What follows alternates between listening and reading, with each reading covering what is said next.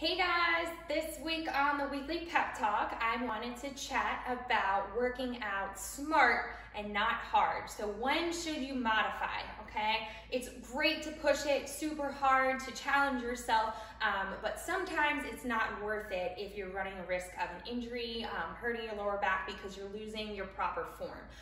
So my motto always has been work out smart, so make sure you're hitting the right muscle groups and you're in the correct position rather than working out hard, okay? So some examples of exercises that I see people doing incorrectly because they're trying to push it with the weight and not modify. So one would be a front squat. So for example, if we are in front squat position, okay, a good front squat, your elbows are up and you're sitting back on your heels. What I do see a lot of people do as their arms start to get tired or their weights are too heavy, they tend to hinge forward here like this.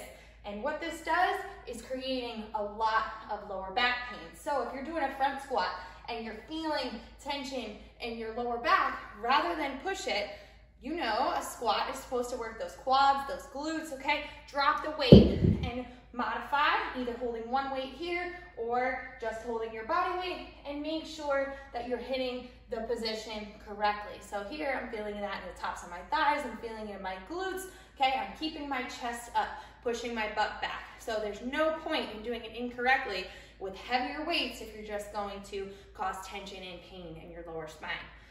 Another one that I see a lot is when people lose their pelvic tilt position. Okay, so let's touch on this. I touched on it way before earlier on the website. Okay, so what pelvic tilt is, you naturally have an arch here in your spine, okay?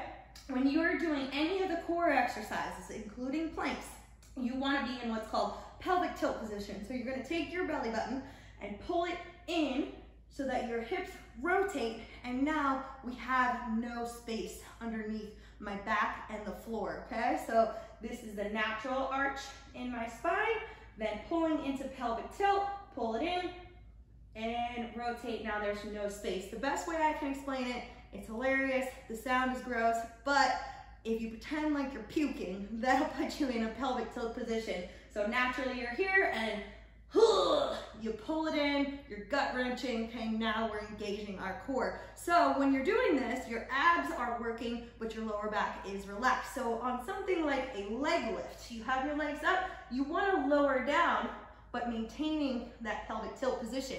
See, I have no space here underneath, okay? What I see a lot is people who do this, lower down, oh, this is killing my lower back, I'm totally out of pelvic tilt.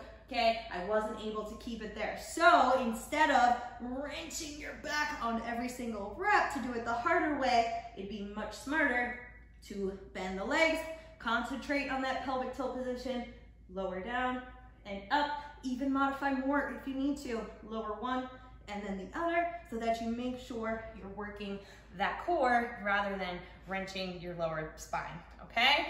So I'm sure you guys might have questions about certain exercises that you've been doing. Maybe you've been feeling pain or tension in them. Shoot me an email, shoot me a message on Facebook or Instagram. I'm happy to help decide if you should be modifying the exercises, but just take it into account when you're going through the workouts. Are you hitting the correct muscle groups? Is this hurting where it's not supposed to hurt? Modify when you need to. Work out smart and not hard, guys. Have a great week. See you later.